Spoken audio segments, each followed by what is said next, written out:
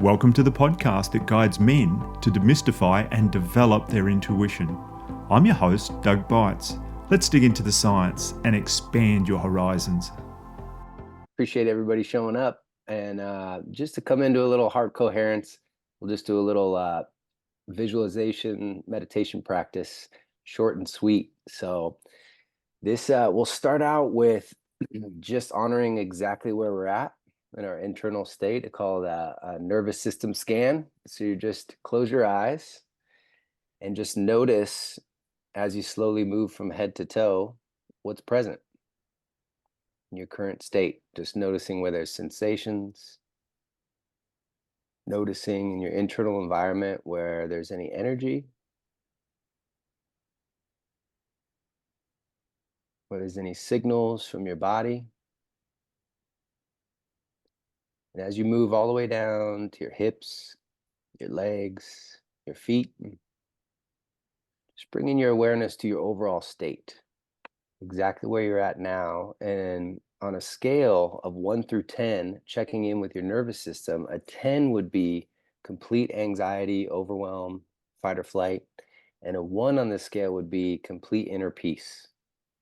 Just sitting down to have tea with Buddha, a Zen state of calm. And just notice what number comes to heart now in this moment. Just honoring exactly where you're at. And keep that number in heart. And then we'll invite in what I call an expansion breath. And this is a 4-8 cadence. So you can imagine the epicenter of your breath is just beneath your navel in your belly. And we'll breathe in for 4 seconds like a balloon, expanding in every direction. Let's breathe in for 4, 3, 2, 1 until you're completely full. And then a slow, smooth exhale for 8, 7, 6, 5, 4, 3, 2, 1, all the way to empty. And repeat this cycle a few more times. In for 4, filling up, and then slow and smooth on the exhale for 8.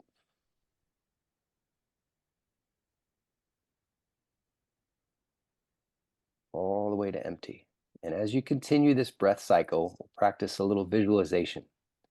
Anytime we catch ourselves in the mind, there's always, with a little imagination, an elevator in our mind's eye, and it's super inviting. The elevator doors open for you. You step in, there's one button pointing down. You press the button, it lights up, doors close behind you, and you just watch as your awareness drops 12 inches down through your throat, past your shoulders, and right into the center of your heart. And here the doors open for you into this space of pure, unconditional love. This space where it's safe to feel, to heal, to reveal lessons, blessings, insights, and wisdom. This is a space where you can connect with everyone and everything. This is a space where you can conceive solutions and win-win-win scenarios, much unlike the headspace seeking problems. And in this space, just allow for one thing that you're grateful to come to heart. Just whatever you feel grateful for in this moment. And as you attune to that, allow that to expand. Let your whole body feel the sensation of gratitude. You can even imagine it's a color. It might be a light blue or a turquoise that just fills up from your belly as you breathe in for 4, circulating to your heart and to each and every cell, all the way down to your toenails, your hair follicles, and your fingertips.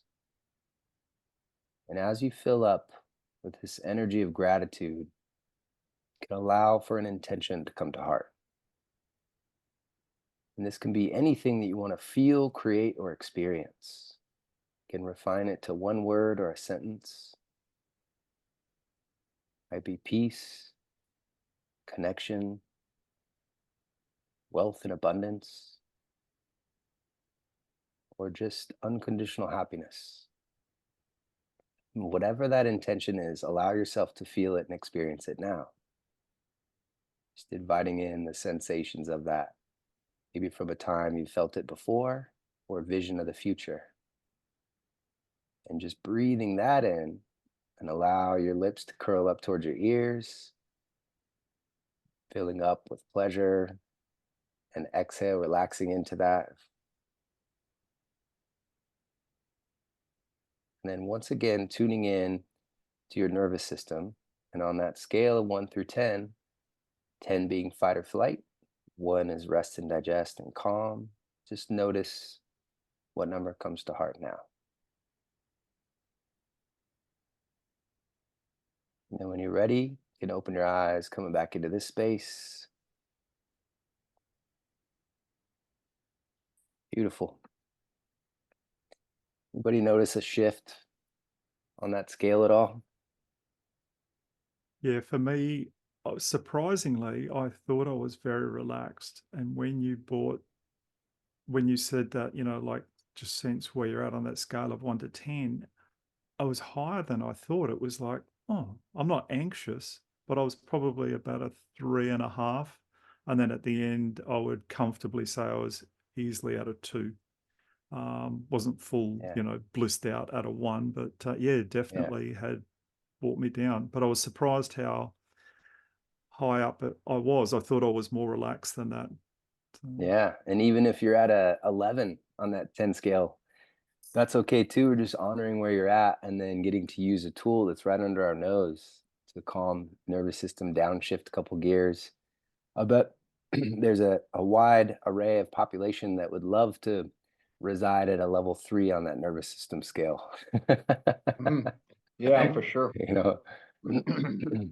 Yeah, yeah, yeah. Because it's first thing in the morning here for me, so I'm just totally chilled. I've, like Nice. haven't been sort of getting into anything too Revved much. Not up. like Andrew down on the beach, relax like that. Mhm. Yeah. Actually, Anybody else notice anything? well, for me, because uh, the evenings, can bring a range of things. And I'm talking whether I get the ability to sleep through whatever pain level I have at that at that moment or at that evening. And yesterday I probably overdid it. Just doing some jobs and paid a price in this hip pelvis area that I had problem that I have at the moment that's being worked through. But I and I'll admit it was only a few weeks ago where I was actually using opioids to actually get me through periods, but I've been able to get past that now to use a range of other strategies. And even last night, as an example, it was just good to get a few hours, and actually wake up and not feel like I've been fighting my way through the night, which I know that we all have that at different times in our lives. Mhm. And you tune in, all of a sudden you go, oh, my body doesn't feel like it's got any respite or rest, and now I've got to get back on the horse for a new day. But anyway, so yeah, for me it was just grateful that for me last night could have been a lot worse. Yeah, I like that Yeah, technique. appreciate you sharing. I've never done that before, Charles. But thank you. Yeah. Yeah, it's very simple, and it's just great awareness of your internal state, which we don't spend a lot of time. It's so much output, and we've just been so validated on our badge of being busy in the doing that it's nice to get to be. We're not human doings, we're human beings, and so it's nice to have a balance between those two. I think there's a lot of talk of the masculine and feminine and polarity, and it's good to take a look at those energies within each of us because we both possess both of them. And for me, it's like being, even just got a massage today, took an Epsom salt bath, and that's when I'm in like receptive mode, kind of the feminine energy of being. And that's when like the downloads can come through, the insights, the wisdom, a greater listening can happen. And then when an idea lands, or the highest excitement, the next step comes to fruition, then it's like passing the baton to the masculine, and it's time to bring that out forth into the world. And that's kind of the balance between those two energies. Whereas I think I used to operate in a very revved up, like 8 to 10 on that scale, and be like heavy in the masculine energy of doing. So it's nice to balance that out, and allows my body to be in a lot more harmony too, and pay attention to, like you mentioned, when signals are showing up, like Andrew, with your pelvis, it's any tension in the body is like seeking our attention. And pain is pay attention inward now. So it's always a great way to access our intuition through our body. Yeah, I remember the first time hearing Charles say that one, that pay attention inside now. That's it was a great acronym, and a real like, I remember the lights coming on with that one. Yeah, it's your body's trying to tell you something. It's there for a reason. Much different than we're taught. It's like the check engine light. When pain hits, we're usually like, oh, hurry, get a pill or numb it out, or go on Netflix, escape from it, anything but to take a look at this and feel it. And that's just accumulates until, check engine light is like is trying to prevent you from a major breakdown. Yeah. So when we pay attention to that, then we can honor it and make the necessary moves, changes, and have a whole self-inquiry, for that as well. How is this happening for me is a good one, because it takes us out of any victim mode, no matter how much pain you're dealing with. What needs to change? A great inquiry. And what are the lessons to learn from this and the blessings to earn from this? And that self-inquiry is amazing, because it takes our brain out of the whole negative default programs of like hopping on Google, self-diagnosing, and perpetuates the worry and amplifies the fight or flight state. And we're making more decisions from that state. Whereas use a 4-8 expansion breath, drop into where's that showing up in my body? What's it trying to tell me? How's this happening for me? Then eventually some answers will come. And then when you honor that, then you make those shifts and your body's happy again. It rewards you with health, vitality, energy, and it's amazing. So it's helped improve my relationship, my body immensely. I'm very happy with these sensory suits. Yeah, I remember years ago hearing something, and I've since I've never done it that much, so it's really easy for me to just talk about it. But it's like when you're feeling physical pain in your body, just try and be calm, and try and 100% concentrate on that physical spot in your body. Like if it's your right knees, just like excruciating, just focus all of your just everything at that knee. And it has happened for me a few times where the pain has started to dissipate. And it's not a quick thing, it doesn't happen in 10 seconds. And it can be challenging with pain levels. And like I say, I've never done it with a major pain level for a long time. I've done it, like with headaches and things like that. And I've just sat there and focused. And it does seem to go away quicker. I don't know why or what the science is behind it. And and I've never tried it with extreme pain or lengthy pain, but interesting that focus Yeah. on that physical spot. Essentially, it's like that the principle, that which we resist when we're trying not to feel something persists and stays stuck as issues in our tissues, keeps showing up, keeps getting poked, prodded, triggered. Whereas if you go into it and can breathe some spaciousness into that feeling, that sensation, that energy that resides there is information trying to tell us something. And that's a way to understand it better, by bringing your awareness to it.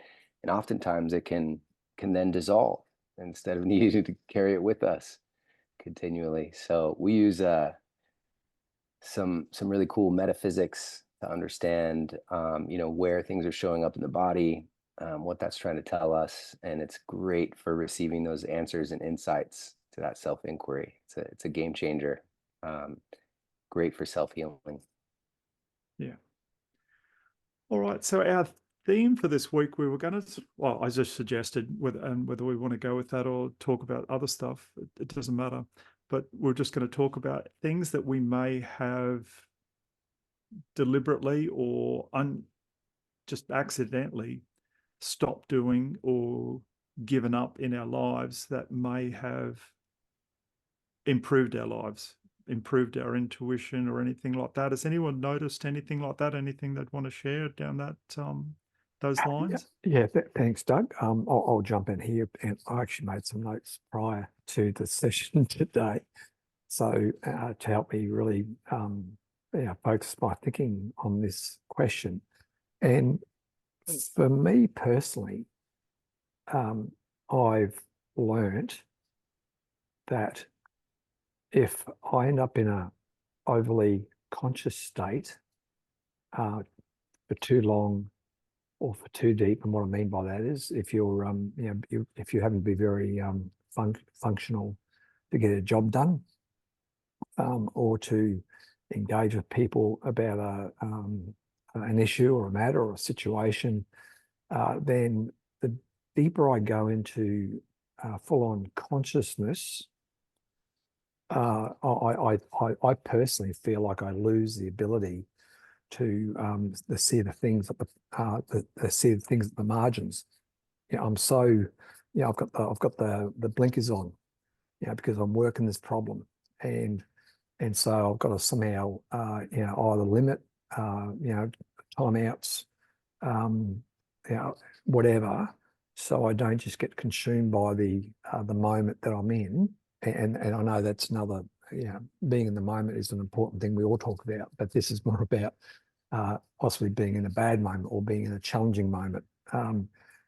So I just put that, put that thought about being, the more conscious you become of a, very pragmatic, practical situation, the more I have problem in letting the messages come to me that do if I've got a bit more space around me. And secondly, well, I've got the mic. There's that lovely little book a few years ago about don't sweat the small stuff. I don't know if you recall it. And I think at the time it was a bit of a new way of thinking. I think it's probably evolved beyond that, but I still think about it. That me putting energy and time into little things that carry little value to your life or to the lives of people around you, and bringing a lot of energy to it. Again, you might as well be shutting all the lockers around you in terms of being able to have a constant or continuing intuitive feeds coming to you. So I just put that through. That may not be the situation for other people, Doug, but certainly for me, I've found those things to be real to me. Yeah, I think, and I just remembering a bit about that book, Don't Sweat the Small Stuff, and it's all small stuff. I think that's the second takeaway from the one that I remembered anyway. Yeah, no, that's great. Yeah, Doug, I would say it's for me, it's, and we talked about it a couple of weeks ago, but for me, it's not stopping something, but it was rather starting something, right? So for me, it was starting to make God more of a priority in my life, and dedicating time every day to not only the physical and mental, but also the spiritual piece, So that has helped me from a intuition perspective. It's helped me to bring me tremendous peace for sure. That may be part of, gaining better insight into the intuition, right? For me, Yep. Yeah.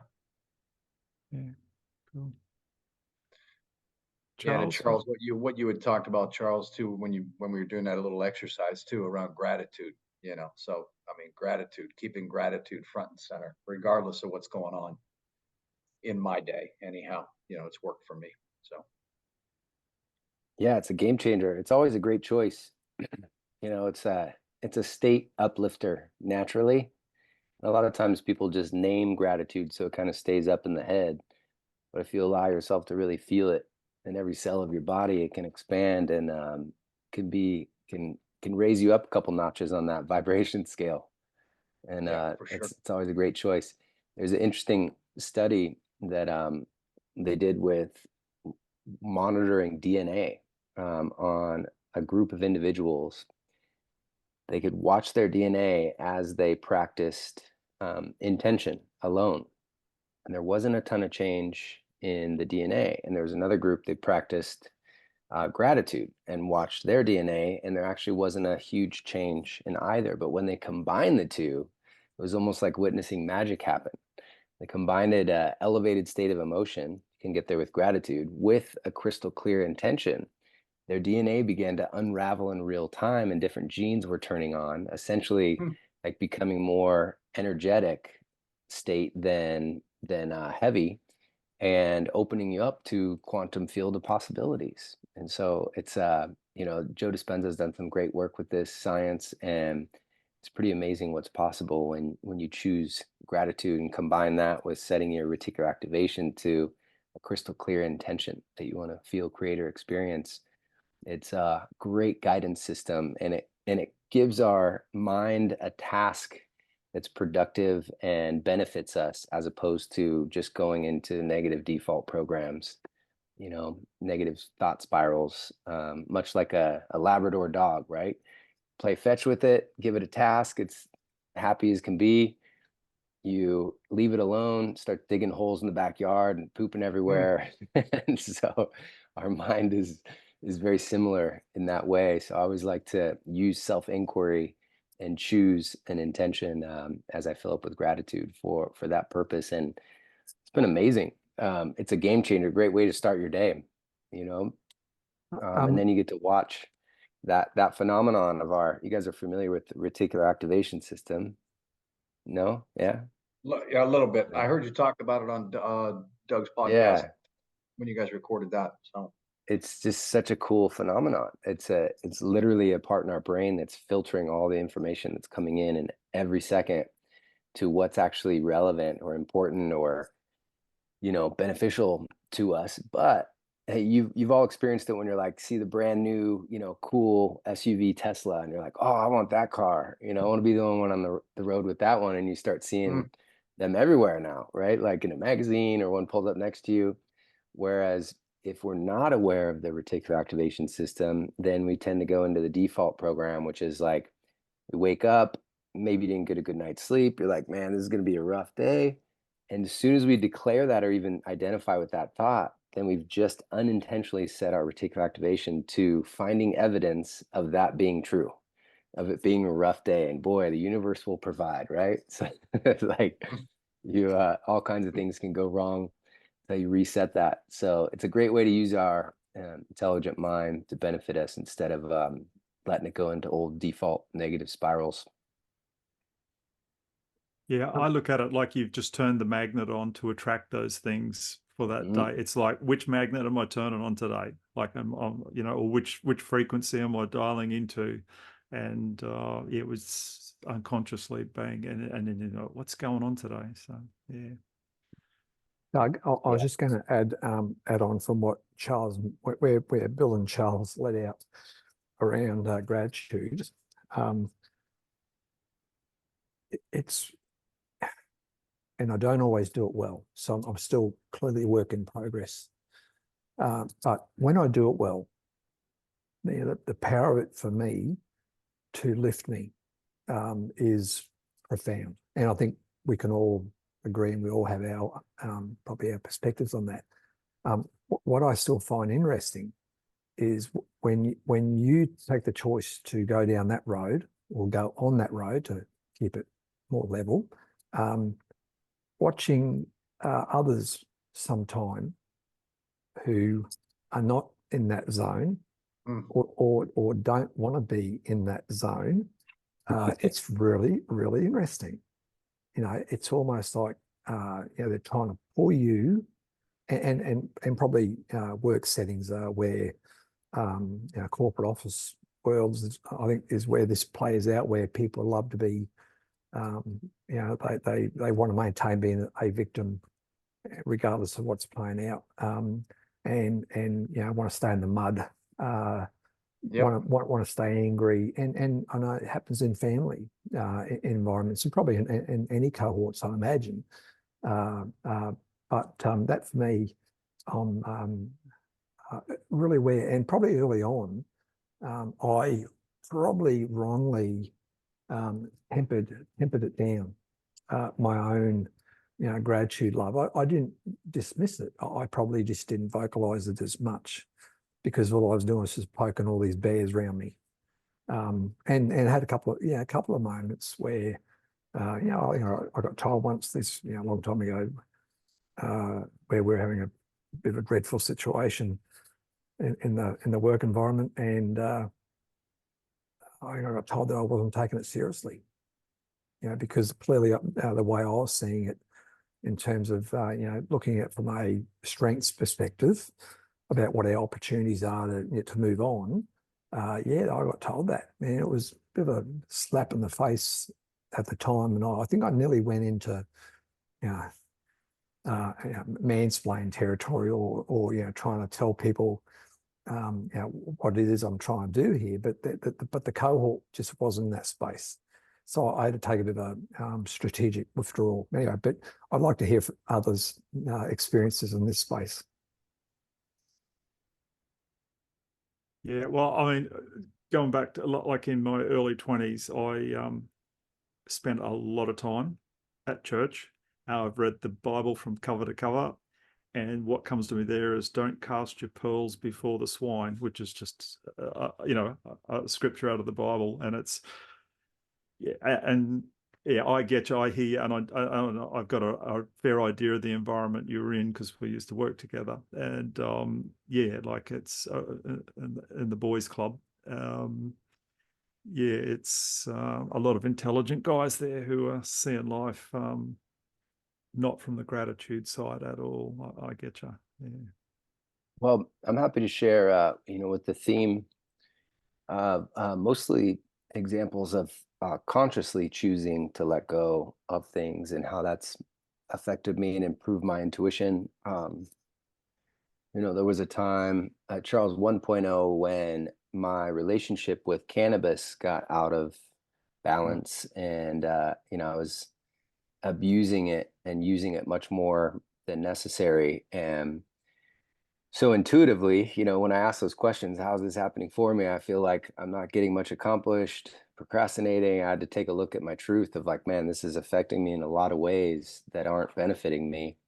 And so with that said, then I set a commitment to taking space from it. And I did it in a system that's like small chunks instead of like New Year's resolution. I'm going to go the whole year without it. And, these huge aspirations that usually we fail at. What I learned was that every time we make an agreement or a commitment with ourselves and we don't uphold that, we're actually chipping away at our self-trust, at our integrity, and our confidence. And it can be devastating over time. And it allows that voice of self-doubt to get really loud and keep us playing small in a lot of ways. So I made sure to design it so, I just went like 2 days without it at first, and then kind of assessed, but I set that commitment, something that I knew I could attain. And every time that I felt a temptation or I was dealing with some heavy emotions and wanted to use, I would choose something from a list of healthy celebrations, healthy rewards instead. And healthy rewards are like the natural things that allow us to access the serotonin, dopamine, oxytocin. For me, it's like bike rides and jumping in the ocean. That time when I lived in San Diego and Encinitas, and so I would choose that instead, and it was an instant reward to my brain, for one, holding my agreement, two, getting to access what I'm trying to get from the substance already internally with my own inner pharmacopoeia, So that was rewiring my brain every time I would hold an agreement, and actually built my self-trust, integrity, and confidence in doing so. And I would go longer and longer agreements. But of course, it wasn't easy. In doing that, taking space, it helped me recognize what I was avoiding by smoking. And it was grief. This is I think a lot of people have had this journey, and some still battle with it.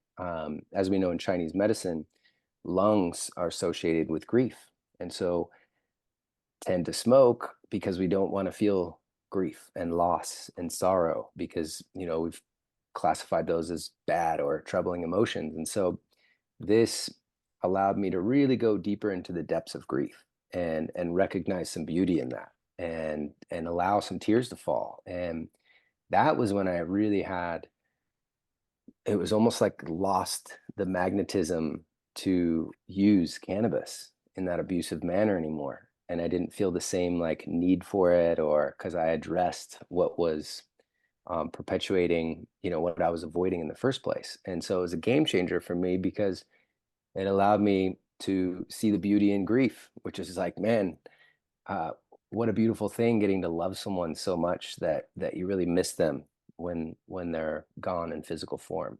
In that case, it was my father. And so that helped me gain some lessons and blessings and a greater discovery of self. And since then, a little more recently, um, I would say one of the intuitive things that I use to take space with is just fasting. You mentioned like church, and a lot of religions worldwide have a practice of fasting, and there's a reason for that, because it's not only are there incredible physiological benefits, but it's also great for allowing us to tune into a greater sense of intuition. It's like when your body's not needing all this energy to break down food and assimilate, then it can use that energy for other resources and for healing. So I found that I do a lot of intermittent fasting, and sometimes I'll take like 2 or 3 days and just do bone broth and water. And that serves me really well, because my wife makes the best bone broth. It's called Liquid Gold. We sell it at some of the local like alchemy juice stores here, and it is a game changer, because there's like, it's packed with protein. It's a elixir within itself. It's just loaded with nutrients, so I don't feel malnourished even going like 2 or 3 days without eating. It actually makes it really easy, just having bone broth, a couple cups a day. And that's really improved my connection and intuition and guidance center from within. Charles, how often do you do the 2, 3 day deal? Pretty much whenever I'm intuitively called, but it'll usually Okay. be after like, you know, I'm when I notice I'm like over consuming a lot more than creating.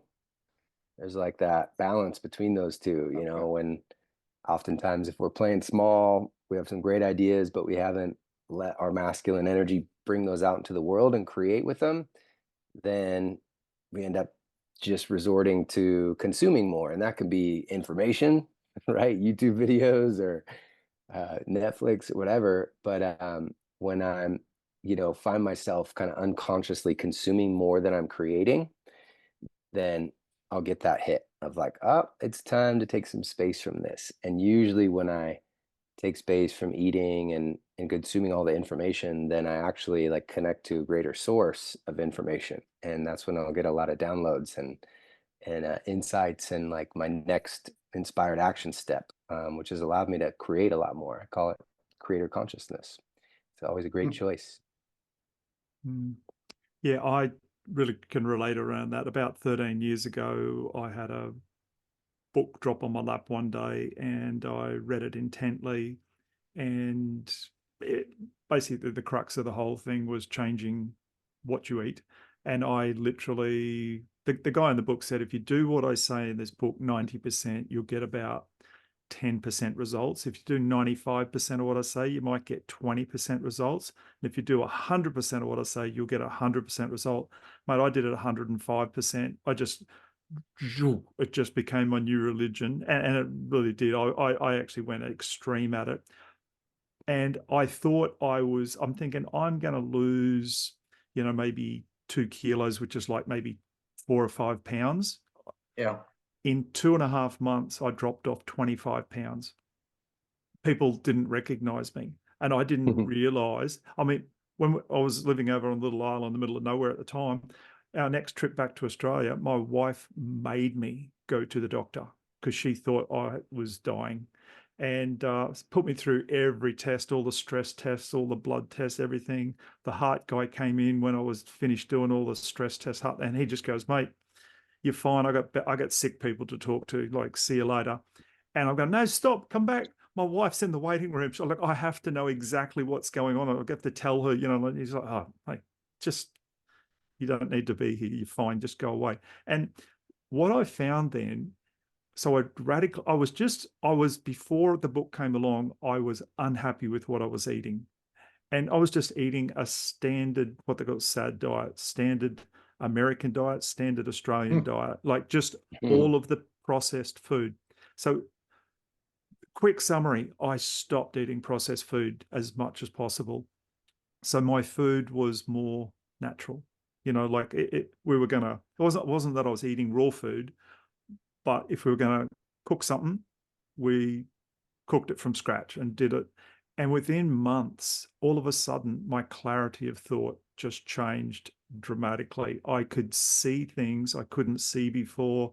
I'd know things. It was just, and that was about 13 years ago. And that was the beginning of this journey I'm on now.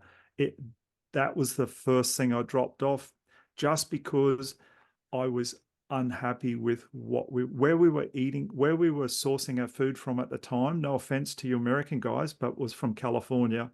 And all the frozen food, on this little island, we had a restaurant, and we would order like 2 pallets of food for the restaurant at a time, but it was frozen or chilled. So we had to share the container with other, businesses on the island. So we couldn't control where our food came from the supplier. There was one choice, and it all came from there. And I mean, over the years, the chicken breasts doubled in size, tripled in size. Some, they're like coming out like 2.5 inches thick. And I'm like, what sort of chicken's this? And I just felt this need to change what I was eating. And that was the beginning of a beautiful thing for me. Like, it just, and at the time I thought that book was for everyone. So that's why I haven't even said the title of it now, because I realized now I'm at the other extreme end. I think that book was written just for me.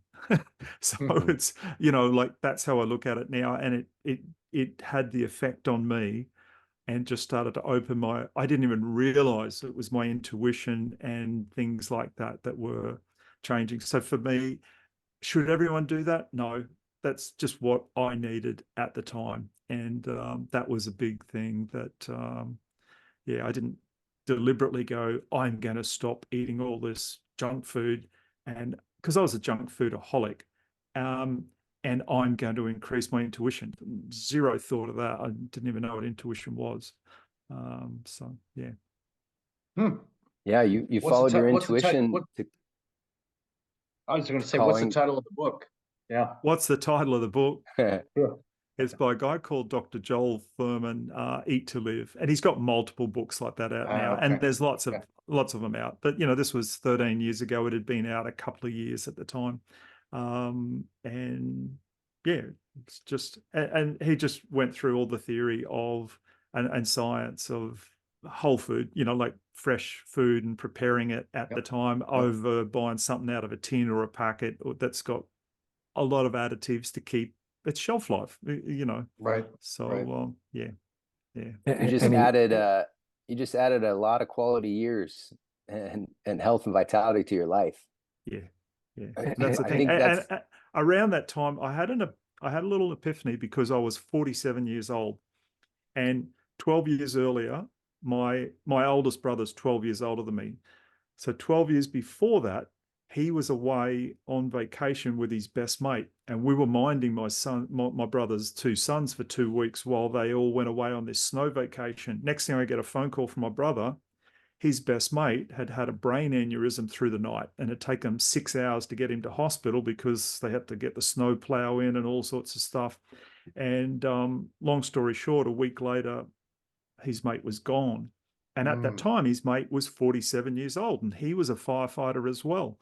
And I'm thinking, back then, I thought, wow, that's a bit crazy. Like, he was really fit and, a lot fitter than I was, and did a lot more exercise. And brain aneurysm and he's gone. Next thing, all of a sudden it's 12 years later, and I just had this epiphany. I thought, I'm the same age he was, and I'm nowhere near as fit or healthy as he was, and he died. Like, and it just started to hit me, and I was wanting to improve my health, and but it did more than my physical health. It changed a lot of other things. So And That's I need, amazing, Doug. I, I think I, I think a lot of people get that intuitive hit that, wow, I should cut out, they ask that self-inquiry, like, what needs to change? I should cut out this substance that I'm overusing, or cut out processed foods, but then that's as far as it goes.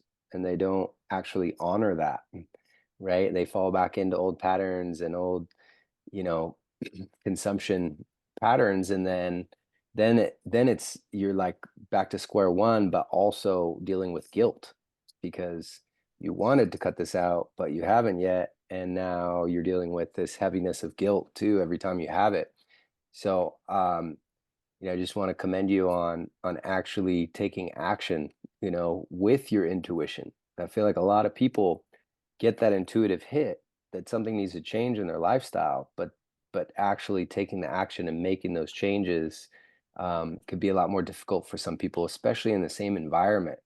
You know, it's like when I go back home and visit my family in Washington, I can unconsciously can slip into old patterns of like eating more desserts, having an extra drink, and these things, for the holidays that I don't really enjoy about myself. So I have to be very diligent and like set intention before I go back to really be conscious of that, so I don't fall into those traps.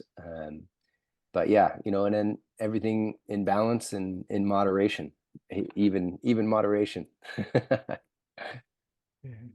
yep, yeah. No, I agree with you in the moderation there. And I did take things to too much of an extreme, which stressed my wife a lot because she was the sole food preparer in the house, and she was just like, what, you want me to make this, that? How do I do that? It was, yeah, it was challenging. Yeah, yeah, I involved more people than just myself in that one for a while. well, I'll jump in here and say that my wife is someone who took, and this would have been a decade ago, Doug, I suppose, at least, took or got access to the book, got a copy of the book, and to this day, she's maintained some changes. And the big thing for her was cutting out red meat in her life. And so she's been disciplined enough to stay to it. And the funny thing is because we're a married couple, one person in that relationship making a change invariably leads to the other party coming alive. Because I much less red meat now than I ever have before in my life. And it's because of Julianne, and therefore it's because of that book that Doug described, which Doug successfully marketed to Julianne. Yeah, back then. Yeah. So yeah, I remember all that. And that was back when I was preaching the stuff, like, and now it's just for me. So yeah, I try. I think I'm more moderate when I get onto a new thing now. I just keep it to myself, but maybe I don't. I don't know. Yeah. Yes. So that's for me. It was a thing that I dropped off. That and like you're saying, Charles, I just beforehand that I really was intuitively getting information that I needed to change my diet, because I know I had that feeling, and I was saying to my wife, like, just give me, because she, back in the day, she'd give me a chicken breast, like, 30 years ago. And then over time, when we moved over there and we were sourcing our meat from another source, they grew and they grew. And I said, just give me half of one. I can't eat it all. And then she just couldn't mentally. She was like, well, I always give him a whole one. I have to be a good wife and feed him. And then I was not eating it because I was always very disciplined. I would always eat everything on my plate. And then she was noticing I was only eating half of the chicken or whatever it was. And she was getting grumpy. It was really causing things, but I had this inner knowing that something needed to change drastically. So you guys, anything else on that topic or off that topic you guys want to? You know, just to wrap that up, I used to be a personal trainer in San Diego Encinitas for a number of years, like 15 years. And, you know, I got to see the whole gauntlet of like, this is the best diet and this is what you should be eating and meal prep and all these things. And it's like, you know, I always came back to, you know, there's no like cookie cutter one fits all. It's really like, how can you improve your relationship with food? You know, let's start there. You know, like, so I would always designate my clients as food connoisseurs. And now, you know, for your next meal, you get to slow down, you know, practice your breath to slow down and to rest and digest. Smell your food to allow the salivary glands to produce saliva. And those have enzymes that helps break down your food and get to like really enjoy the process and the ceremony of eating. And then enjoy every bite like it's your last, as if you're going to write a novel about it, and all the textures, the flavors, the, you know, the experience of it, and share it with others. And I just found that that worked best with all my clients, better than any like written up program or specific diet. Or it was just like, no, let's improve your relationship with food and designate you as a food connoisseur. And then they would implement it, work really well, and then, you know, their body's assimilating better and they're improving their relationship with food. Then they actually feel satiety instead of just, you know, bulldozing through meals like a dog. And then they're like, oh, I just increased my satisfaction and ate way less than normal and I'm good. You know, so that got great results. And I just think it's funny that there's like so much different, you know, information out there about like the perfect diet and all these different, you know, everybody to each their own, you know. And, you know, like when you fast, even just intermittent fasting, and then you reintroduce food, boy, that's a great time to listen to the intelligence of your body. It will tell you. That's why elimination diets are so profound, because when you reintroduce food after taking space from it, you can get a strong signal from your body either way, whether like, oh, peanuts are great for me and energize and make me feel great, or wow, I certainly have a allergic reaction after eating that. And like you'll get that insight from your body when you reintroduce food after taking space from it. And that's a really important signal to listen to and honor, because it can save you from all kinds of food intolerances and allergies and all the stuff that people are dealing with now with all the GMOs and foods. And so it's, yeah, it's always a wise choice. Further to Charles's comment, in gleaming positive things associated with my current chronic health period, one of the things I had to confront was lack of appetite due to pain, and initially it was a real big concern because I wasn't doing the normal, you know, chowing down each day, you know, through a range of meals, both, you know, some you know, normal, some just off the cuff. I feel like I might eat that, and then seeing that you don't need to eat as much as you think you do, and it's okay to not eat for a period. I think Charles, you mentioned, you know, intermittent fasting. Well, that got all brought to me, and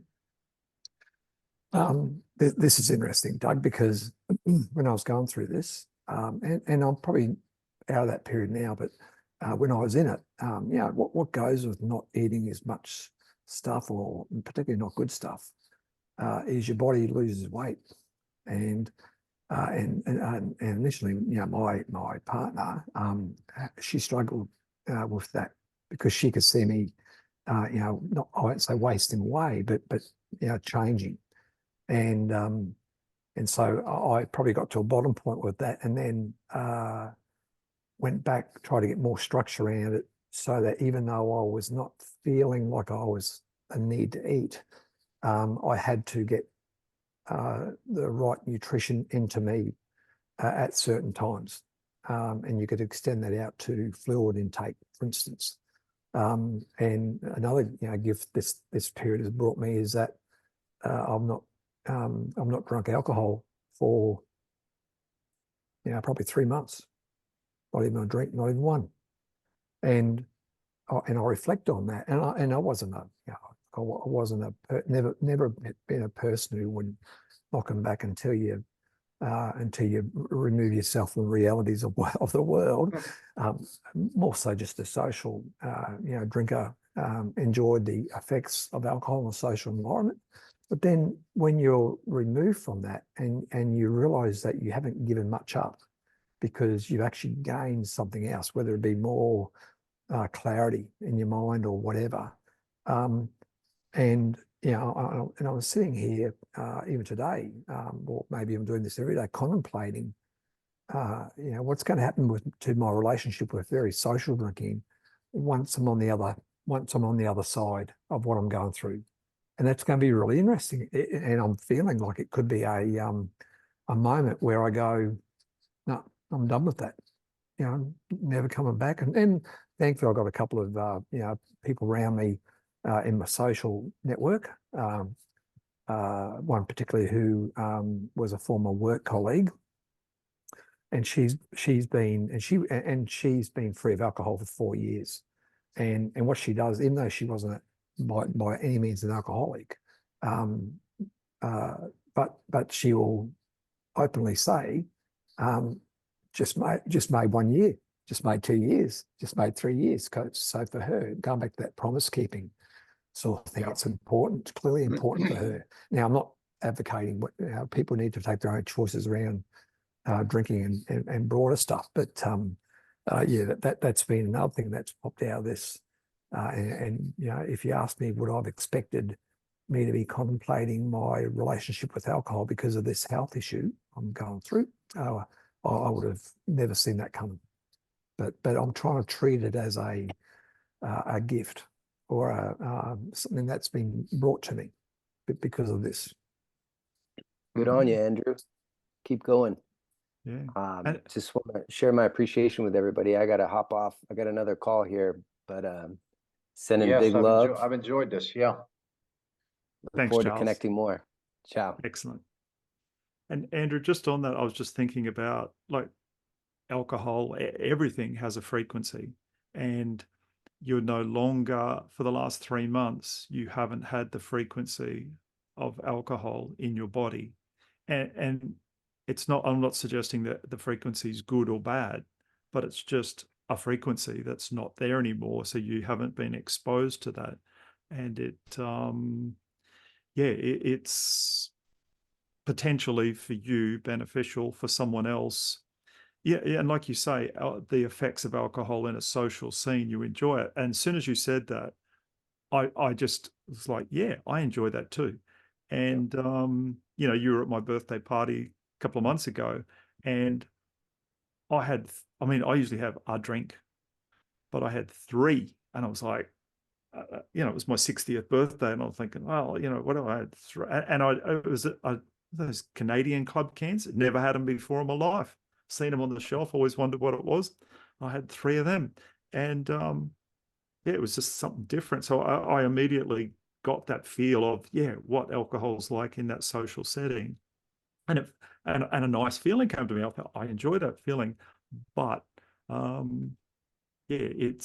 very much get what you're saying. Is you just felt the need to exclude that because the pains with food and stuff, you're not feeling hungry, you're not feeling like getting that big bowl of whatever and just holding it down while you're watching TV, and you don't even notice you're eating it. And something Charles said earlier too, I have experienced, but I constantly forget to do it, is to really slow down your eating, like very consciously.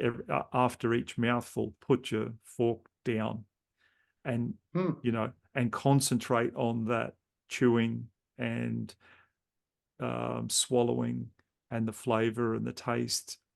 And then the slower you eat, the quicker your stomach starts to feel full, and you may not actually finish that meal because you've got enough. So, Interesting.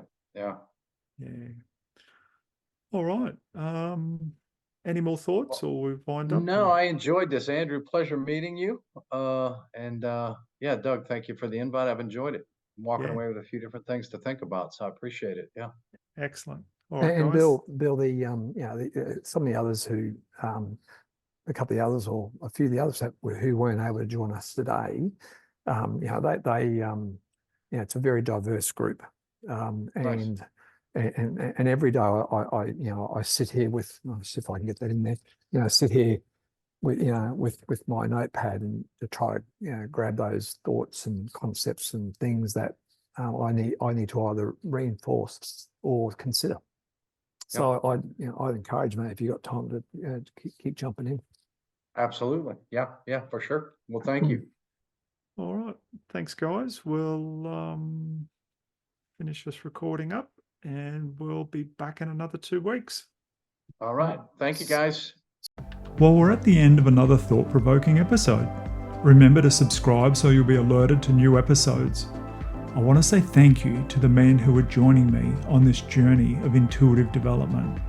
I truly hope our time together has expanded your reality and reinforced trust in your ever-reliable gut feeling.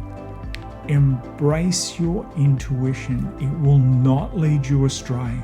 Until next time, stay tuned, stay curious, and trust your gut.